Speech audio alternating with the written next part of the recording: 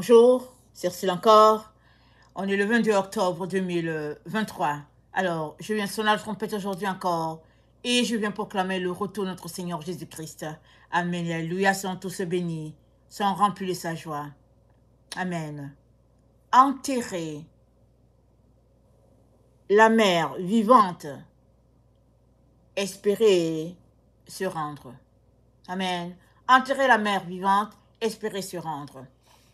Alors, lisons Luc 1, le verset 26.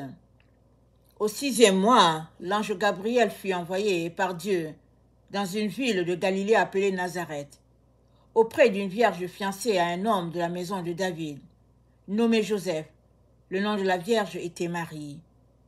L'ange entra chez elle et lui dit, « Je te salue, toi à qui une grâce a été faite, le Seigneur est avec toi. » Troublée par cette parole, Marie se demandait ce que pouvait signifier une telle salutation.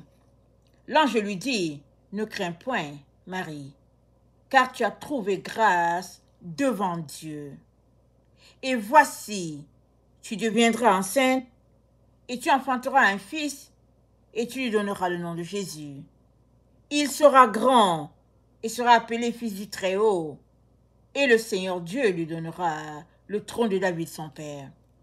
Il régnera sur la maison de Jacob éternellement, et son règne n'aura point de fin. » Marie dit à l'ange, « Comment cela se fera-t-il puisque je ne connais point d'homme ?» L'ange lui dit, « Le Saint-Esprit viendra sur toi, et la puissance du Très-Haut te couvrira de son ombre. C'est pourquoi le Saint-Enfant qui naîtra de toi sera appelé Fils de Dieu.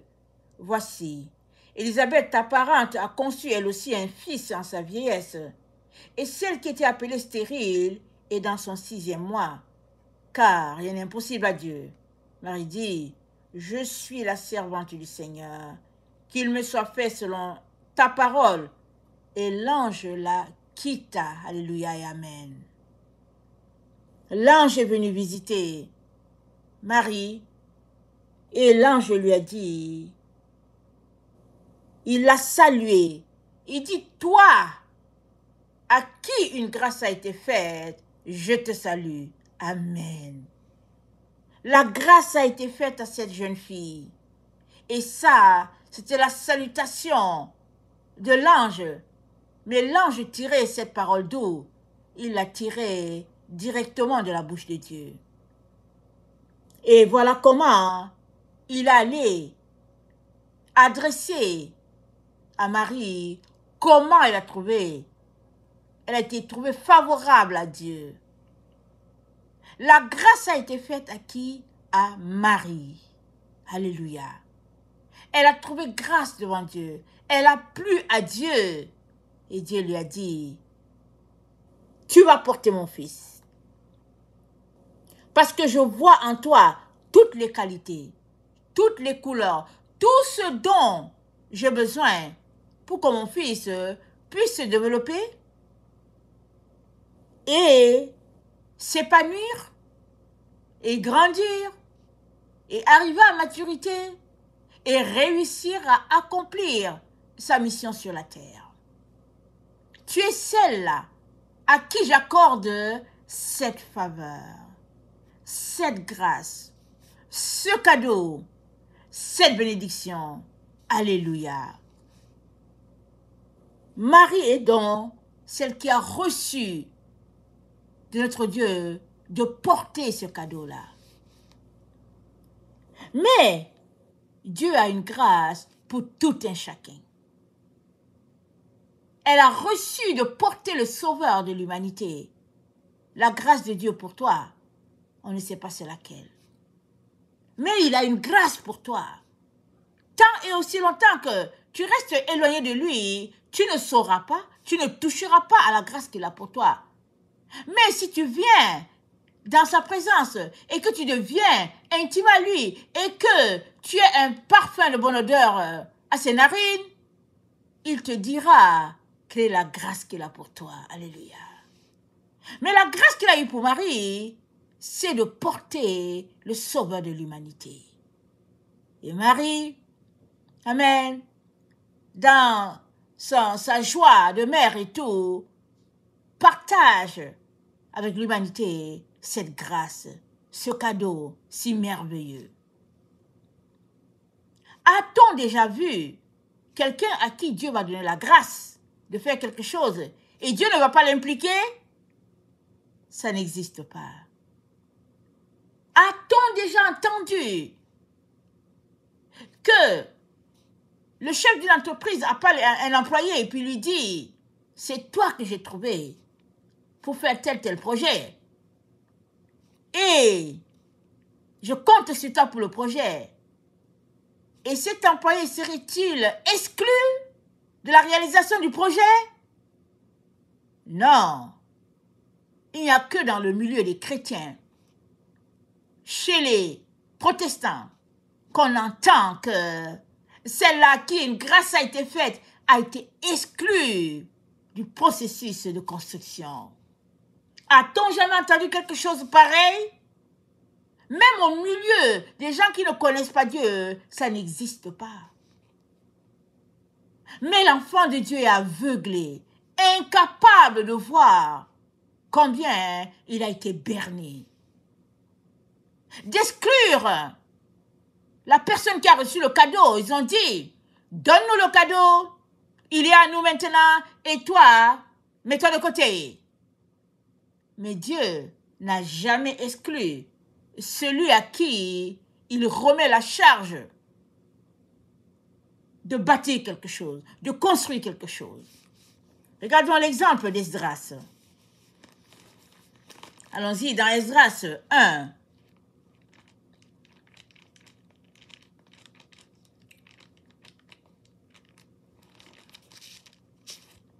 C'est dit, la première année de Cyrus, roi de Perse, afin que s'accomplisse la parole de l'Éternel prononcée par la bouche de Jérémie, l'Éternel réveilla l'esprit de Cyrus, roi de Perse, qui fit faire de vive voix et par écrit cette publication dans tout son royaume. Ainsi parle Cyrus, roi des Perses, l'Éternel, le Dieu des cieux, m'a donné tous les royaumes de la terre et il m'a commandé de lui bâtir une maison à Jérusalem en Juda. Alléluia. Qui d'entre vous est de son peuple? Que son Dieu soit avec lui et qu'il monte à Jérusalem, en Juda, et bâtisse la maison de l'Éternel, le Dieu d'Israël. C'est le Dieu qui est à Jérusalem. Dans tout lieu où séjournent des restes du peuple de l'Éternel, les gens du lieu leur donneront de l'argent, de l'or, des effets, du bétail, avec des offrandes volontaires pour la maison de Dieu qui est à Jérusalem. Les chefs de famille de Juda et de Benjamin, des sacrificateurs et les Lévites tous ceux dont Dieu réveilla l'esprit, se levèrent pour aller bâtir la maison de l'Éternel à Jérusalem. Amen.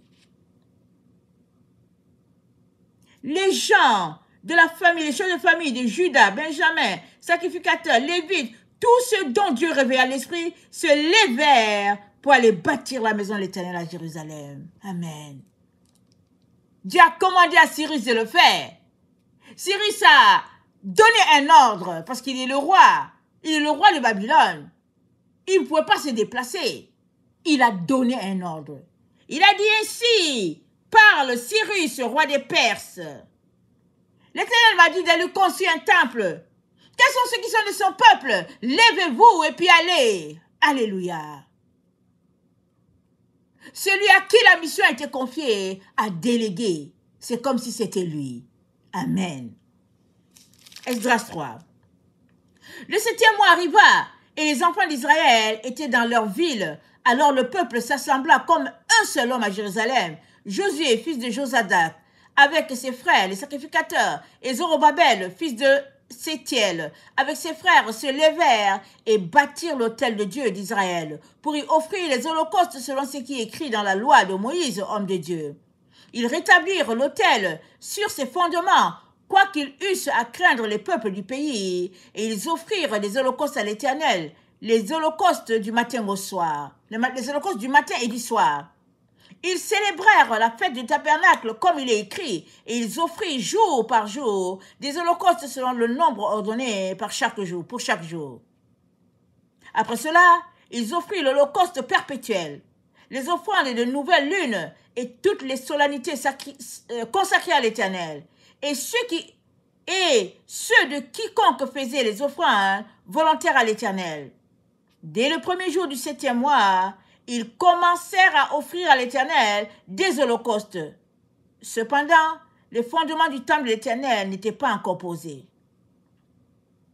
On donna de l'argent aux tailleurs de pierre, aux charpentiers, et des vivres, des boissons, de l'huile, aux Sidoniens, aux Tyriens, pour qu'ils amenassent par mer jusqu'à Jaffo des bois de cèdre du Liban, suivant l'autorisation qu'on avait eue de Cyrus, roi de Perse. Alléluia. L'autorisation était venue de Cyrus, roi de Perse. Et le peuple a exécuté. Parce que celui-là qui a reçu l'ordre de Dieu a donné un décret. Il a dit, roi Cyrus, je suis le roi Cyrus, roi des Perses. L'Éternel m'a dit de lui bâtir un temple à Jérusalem. Et si on continue de lire l'histoire, Cyrus a redonné tous les ustensiles que le roi Nebuchadnezzar avait emportés à Babylone. Cyrus a tout redonné ça pour que cela puisse retourner dans la maison de Dieu. Cyrus était impliqué dans le projet de construction. C'était un roi païen. Alors, on peut se demander, mais qu'est-ce qui s'est passé? Il se pourrait qu'il ait donné sa vie à Dieu.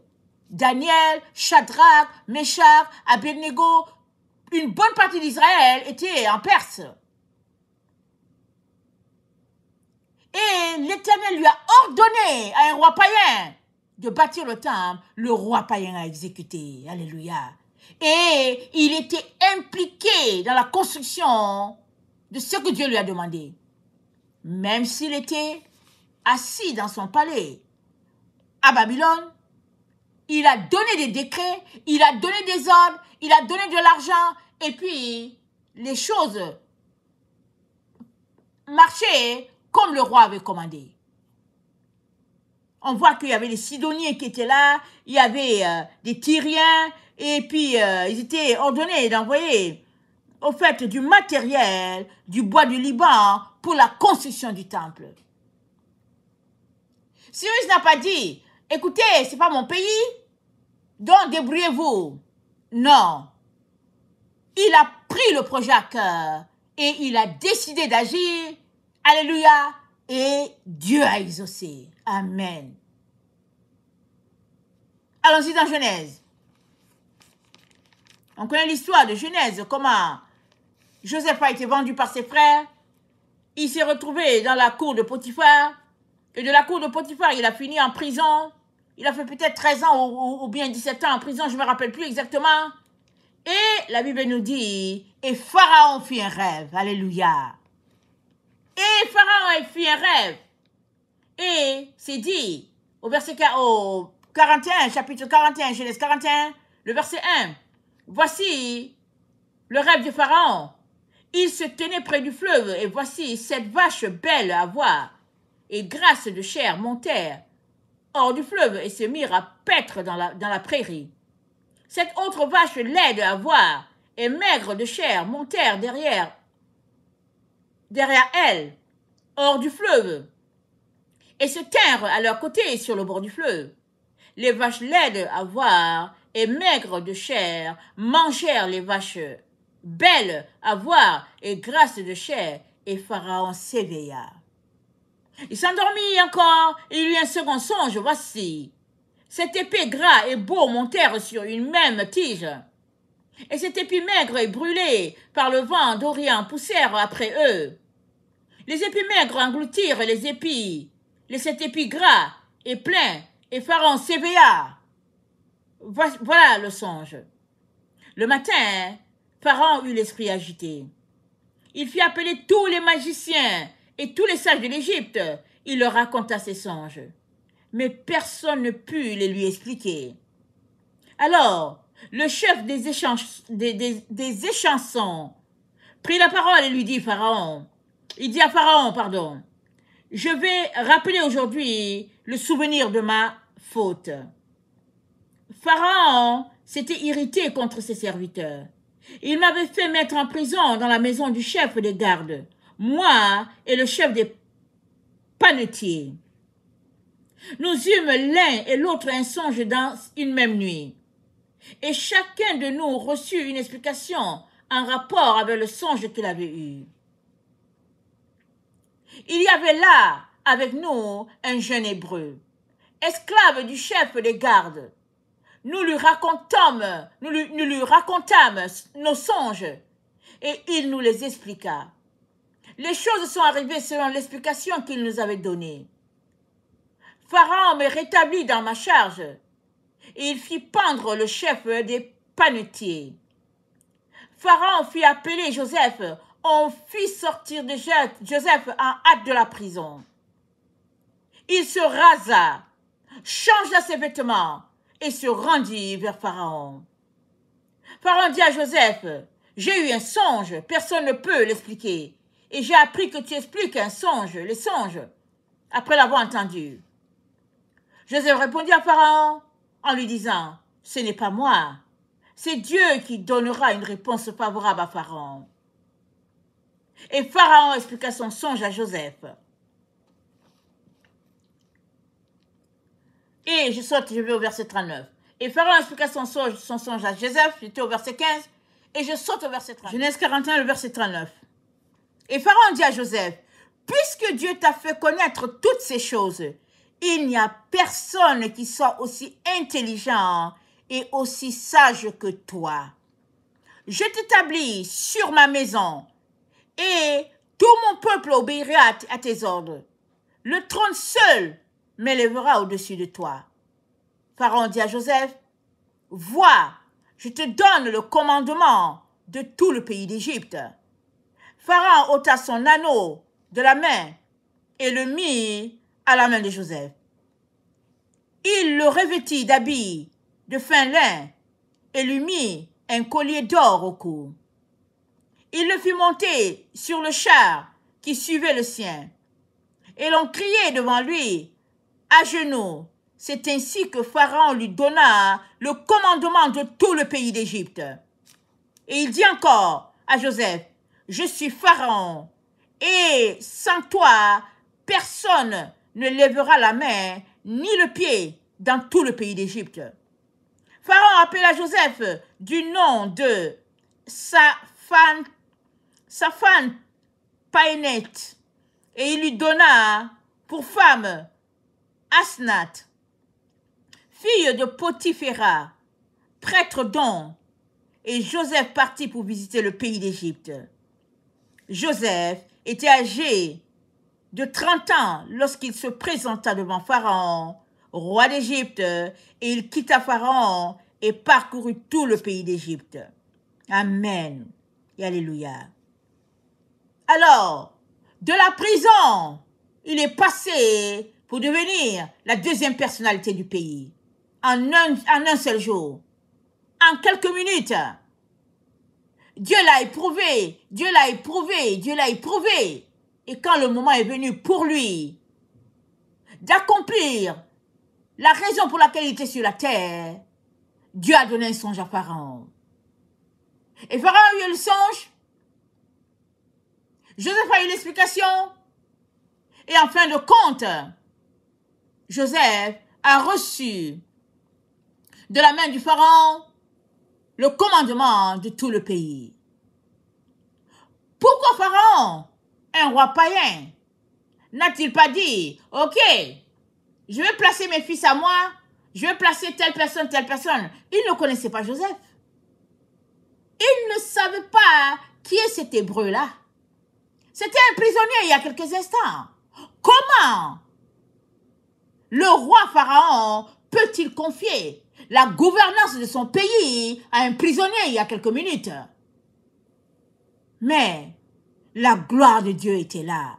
Dieu avait visité Joseph Et Pharaon, roi païen, savait qu'il n'y avait que Joseph qui pouvait réaliser ce projet-là parce que Dieu était avec lui. Parce que Dieu lui a révélé le sens du rêve. Ce n'est même pas Joseph qui a reçu le rêve. Le rêve vient de Pharaon. Joseph a reçu l'explication. Et Pharaon lui a tellement fait confiance que Pharaon lui a tout confié pour dire, écoute, je suis le seul au-dessus de toi. Après moi, c'est toi. Égare à quiconque ne va pas te respecter. Joseph était impliqué, corps, âme et esprit, à bâtir des réserves, à accumuler de la nourriture afin que tout le peuple puisse manger. Pharaon ne le connaissait pas. Il aurait pu avoir du doute, il aurait pu s'imaginer plein de choses, mais non. Il a tellement eu confiance qu'il a dit, tu es l'homme. Voilà ce qu'il dit. Il dit, je t'établis sur ma maison. Verset 40, Genèse 41. Je t'établis sur ma maison et tout mon peuple obéira à tes ordres. Le trône seul m'élèvera au-dessus de toi. Pharaon dit à Joseph, vois, je te donne le commandement de tout le pays d'Égypte.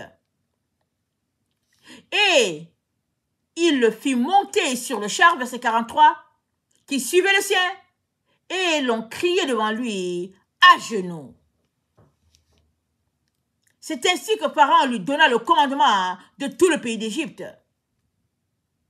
Il dit encore à Joseph, je suis Pharaon. Et sans toi, personne ne lèvera la main ni le pied dans tout le pays d'Égypte. Waouh! Quelle confiance! Quelle confiance! Quand Dieu touche quelqu'un, il met à sa disposition même ses ennemis.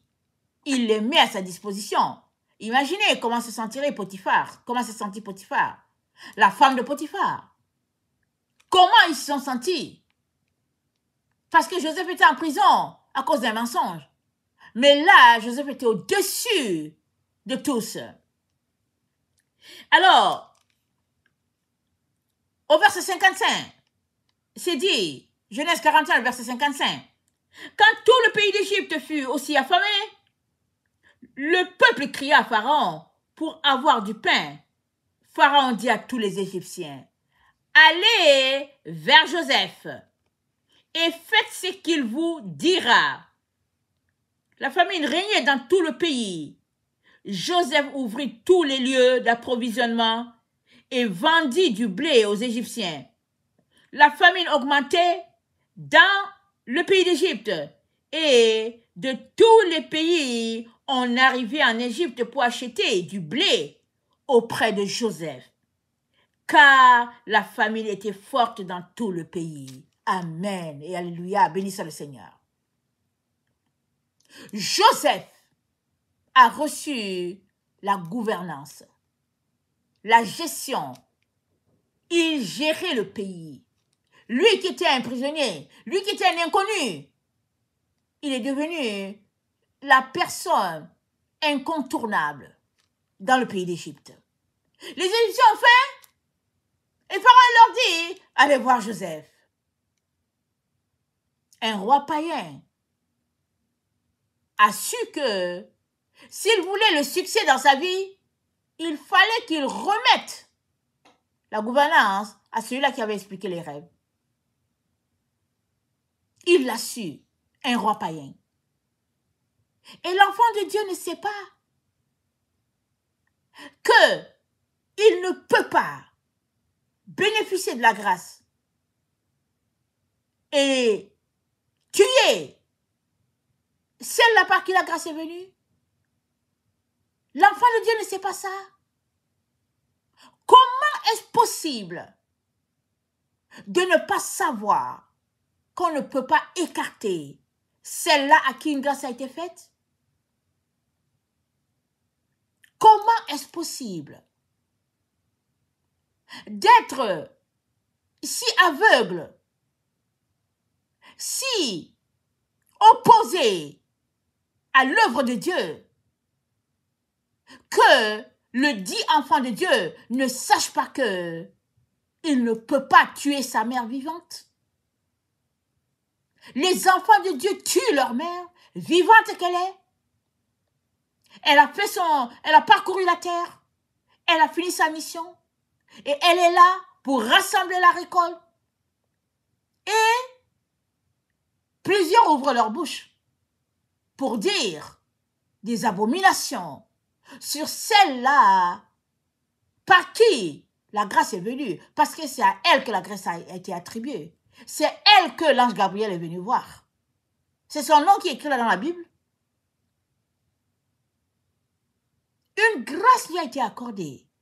Et cette grâce, c'est Dieu en personne qui lui a été offert comme cadeau.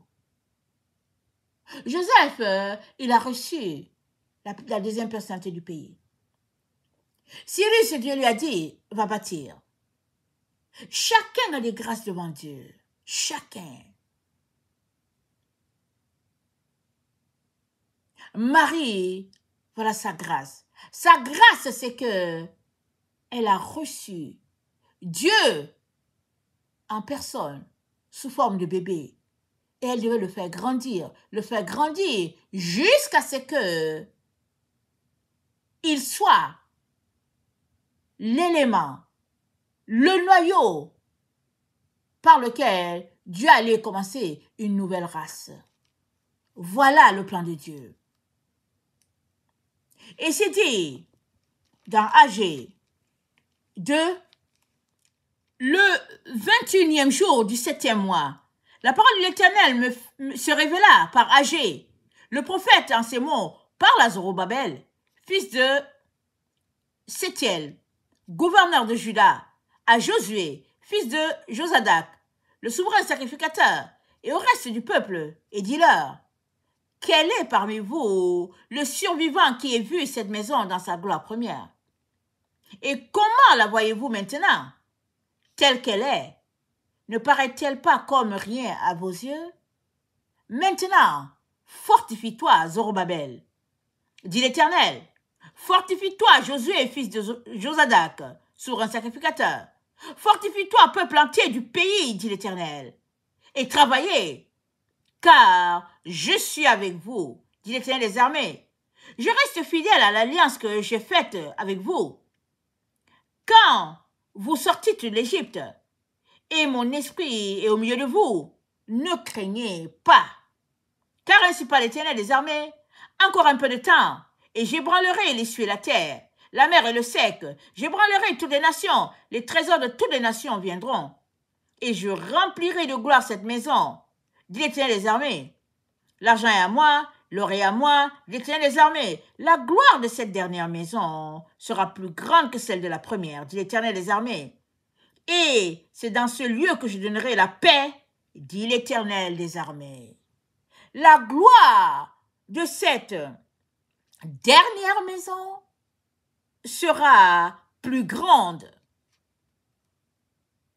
Donc, avant que les travaux de la dernière maison soient achevés, Dieu a trouvé la perle qu'allait le recevoir sur la terre. Et il est venu, il y a plus de 2000 ans, il est venu. Et l'être humain, appelé enfant de Dieu, a décidé de mettre de côté celle-là par qui la grâce est venue, pour pouvoir bâtir le temple, le dit temple, sans elle. Comment est-ce possible? Oui, il y a des gens dans la maison de Dieu qui ont compris qu'ils ne peuvent pas bâtir sans Marie. Mais tous ceux-là qui protestent, qui continuent de s'opposer, quand bien même l'évidence est là, ils continuent de rejeter celle-là par qui une grâce a été faite. Une grâce a été faite par une personne et pour une personne. Et les gens continuent de la rejeter. Joseph n'était pas l'auteur des rêves. Dieu a donné les rêves à Pharaon. Joseph, il a juste expliqué. Et Pharaon a dit, je ne peux pas arriver à bout de ce projet sans toi. Toi, tu es la deuxième personnalité après moi. Il n'y a personne au-dessus de toi, sauf moi. Waouh! Et on sait combien Joseph a rendu l'Égypte prospère. Et on sait combien. Et on sait combien. Quand Néhémie, Esdras, Josué, Sétiel, tout le groupe, Josadak, tout ce groupe-là, on sait que quand ils se sont levés pour partir, le roi Cyrus a pourvu. Ils étaient les mains que Dieu a utilisées pour bâtir le temple. Et arrivés à Jérusalem, ils ont impliqué le peuple qui était sur place. Et on sait combien ils ont bâti le temple avec beaucoup d'opposition. Et nous voyons la gloire de Dieu pour ce temple-là qu'ils ont remis en place. Et nous sommes dans le temps où Dieu est en train de finaliser la construction du troisième temple.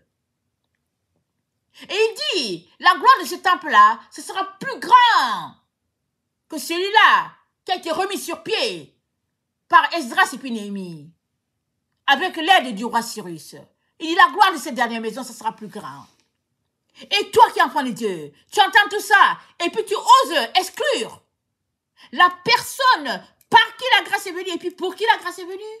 Tu oses, et puis tu te convaincs d'être dans la vérité, en ayant une religion qui exclut le récipiendaire du cadeau. Mais depuis quand ça existe, ça?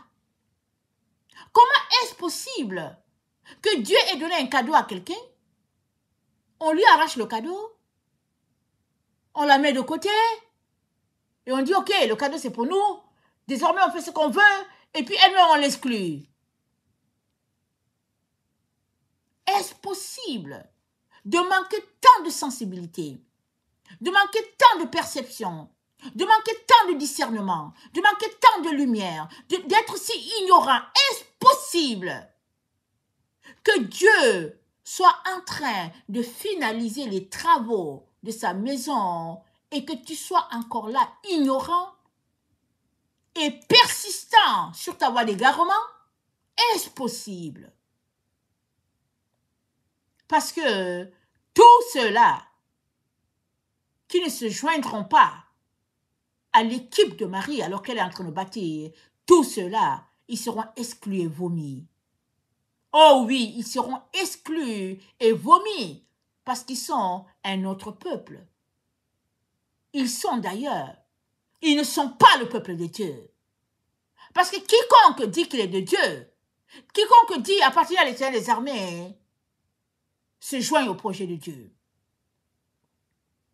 Vous savez que les Hébreux se mettent à genoux devant juste Dieu. Juste Dieu, un Hébreu se met à genoux devant lui. Un Hébreu ne courbe jamais les genoux devant un être humain. En Égypte, les gens ont courbé les genoux devant Joseph. Excusez, j'ai dit, un Hébreu ne courbe pas les genoux, ne plie pas les genoux devant un être humain. Mais en Égypte, alors que Joseph venait d'ailleurs, Pharaon leur a dit, voilà le second après moi.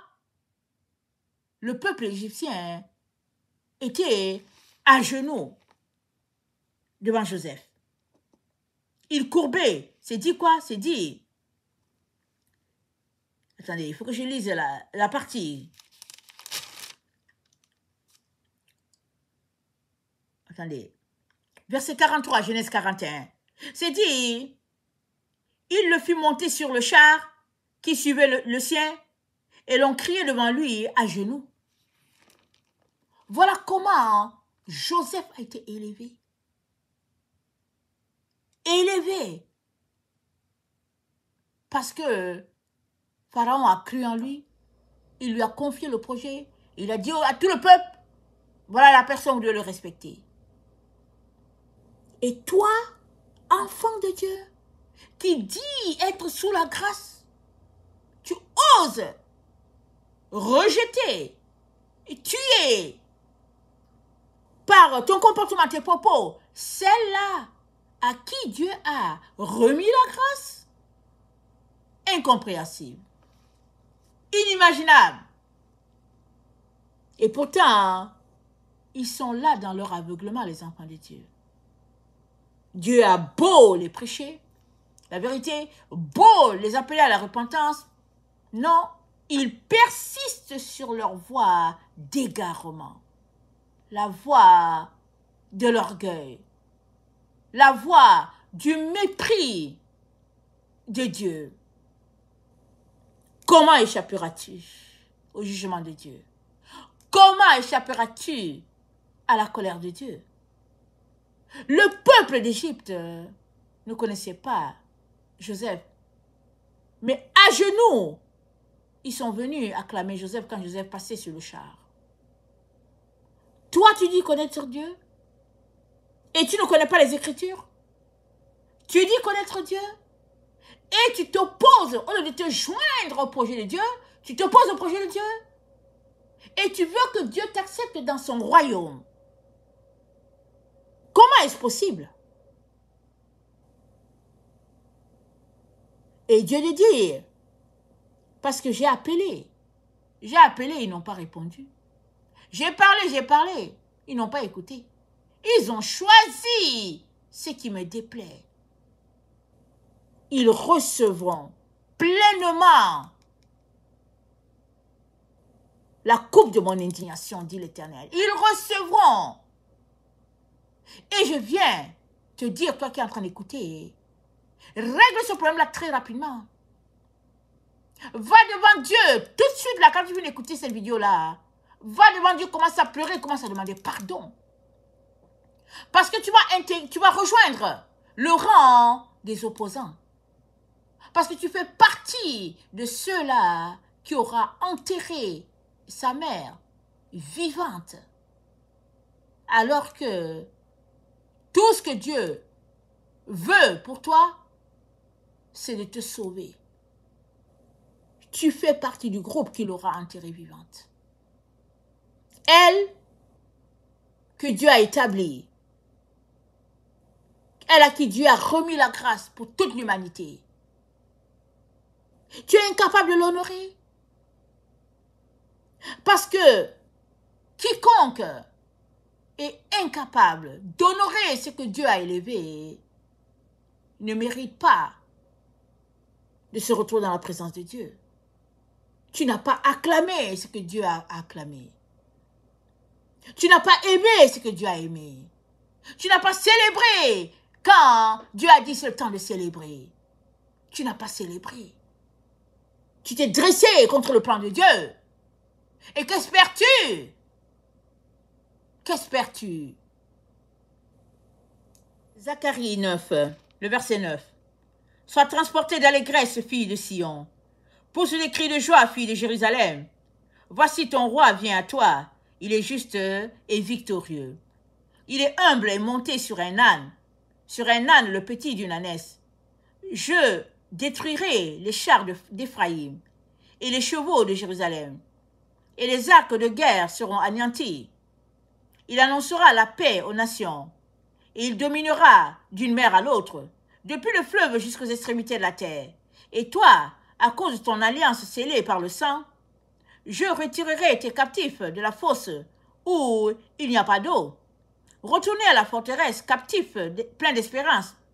Aujourd'hui encore, je le déclare, je te rendrai le double. Car je bande Juda comme un arc. Je m'arme d'Éphraïm comme d'un arc. Et je soulèverai tes enfants, ô Sion, contre tes enfants, ô Javan.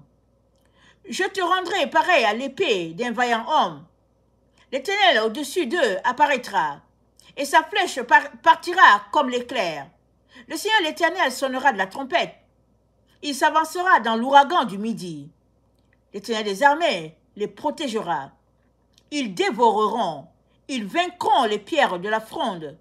ils boiront, ils seront bruyants comme pris du vin. Ils seront pleins comme une coupe, comme les coins de l'autel. L'Éternel, leur Dieu, les sauvera en ce jour-là, comme le troupeau de son peuple. Car ils sont les pierres d'un diadème qui brilleront dans son pays. Oh, quelle prospérité pour eux, quelle beauté. Le froment fera croire les jeunes hommes. Pardon, le froment fera croître les jeunes hommes et le mou les jeunes filles.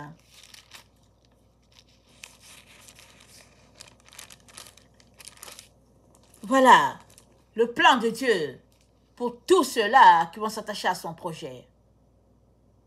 Que c'est dommage que tu sois égaré en train de pratiquer la fausse religion, mais que tu persistes, te disant que tu es dans la vérité et que peut-être Dieu verra, comprendra que tu l'aimes.